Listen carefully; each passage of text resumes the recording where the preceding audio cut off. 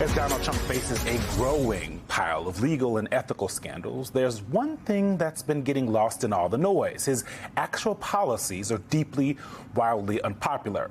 I feel like you probably know that watching this show. So unpopular, in fact, that Trump's disapproval rating has now hit a record high of 55%. That's according to a new Economist and YouGov poll. The drop comes amid growing backlash to the administration's handling of the Jeffrey Epstein case, but the broader trend is clear. This week, Good Trouble protests named for the late Congressman John Lewis have mobilized at more than 1,500 sites across all 50 states as organizers call out what they describe as a sweeping assault on civil rights, democracy, and the rule of law.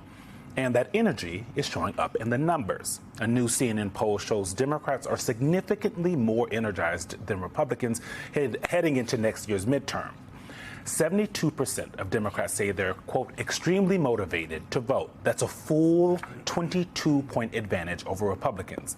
Meanwhile, Trump's legislative agenda is tanking in public opinion. Nearly 6 in 10 Americans oppose his so-called Big Beautiful Bill, thanks in large part to its deep cuts to Medicaid and other essential programs, and the GOP knows it. Just this week, Vice President J.D. Vance was in Pennsylvania asking Republicans to, quote, talk to your friends about the bill. Let your buddies know.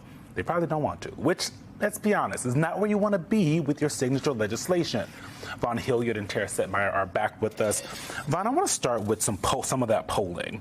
One, this CNN poll that finds Trump's approval rating among Republicans and independents. So first, 88% with Republicans, 32% with independents. So he feels pretty good there. But then when you look at his immigration approval also, CNN poll, down 10 points since March, 51% in March, 42% of people approve of how he's handling immigration in July.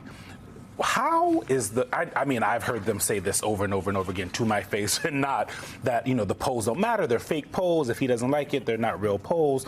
But how are they actually looking at these numbers? Because they see it, too, and they understand there's a problem. Well, so far, they're not reversing course. Right. Which I think is telling in its own way, because this is a president and an operation around him that feels like they are able to control the numbers. Mm-hmm. They don't have a history of being overly reactive. Mm-hmm. And they double down, they make the case or make an explanation. And in this case, they attack, right. And in this case this week, I mean, we're seeing ICE agents still going into Home Depot parking lots and chasing people. And I think most Americans are familiar with going to Home Depot and knowing that people are looking for work. Right. Human beings are looking for work.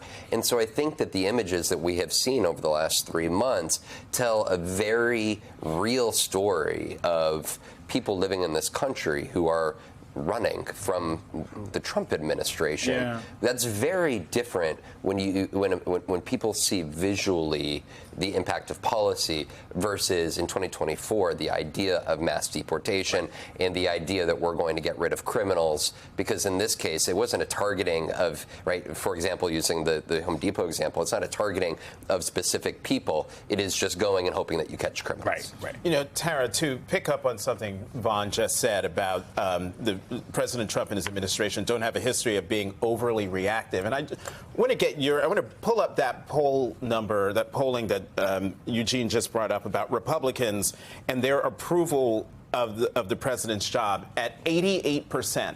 Does that explain why the president and his administration aren't being overly reactive? Because that's the number he most cares about. So he couldn't care less what the overall country thinks about what he's doing. He only cares about what his supporters, what Republicans think about what he's doing. And right now at 88%, there's another poll with him at 90% approval among Republicans. That's what matters to him.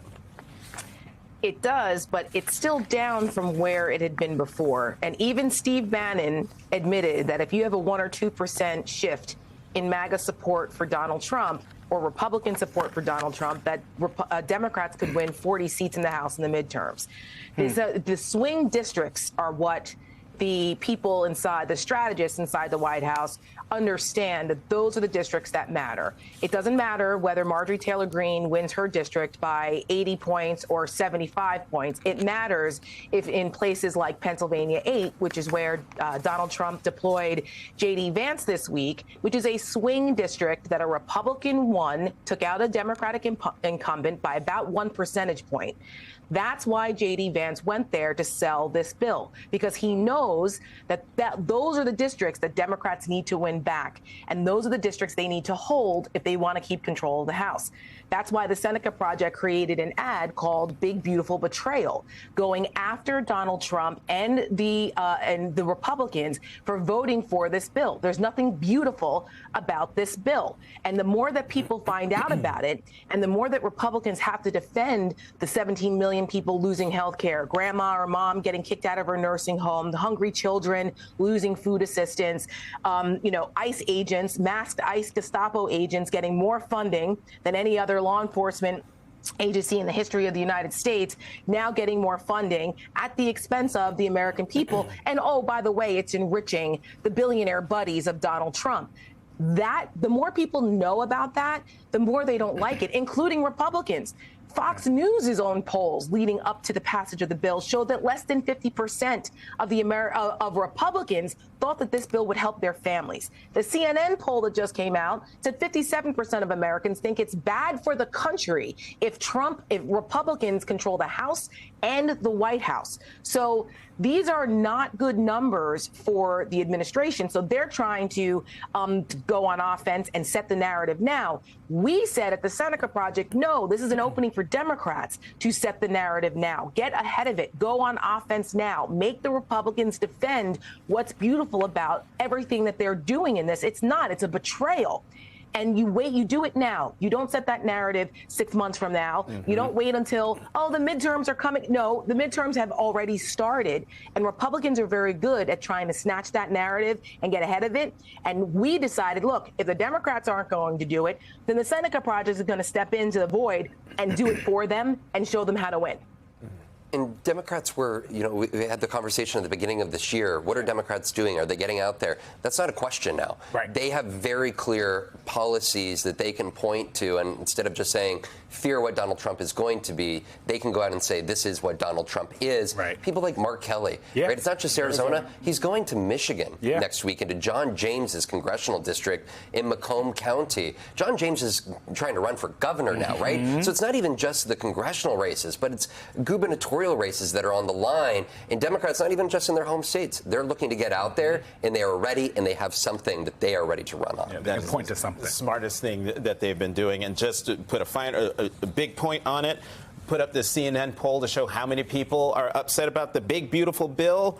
61% disapprove of Trump's so-called one big, beautiful bill. Vaughn Hilliard, Terrence Setmeyer, thank you both very much.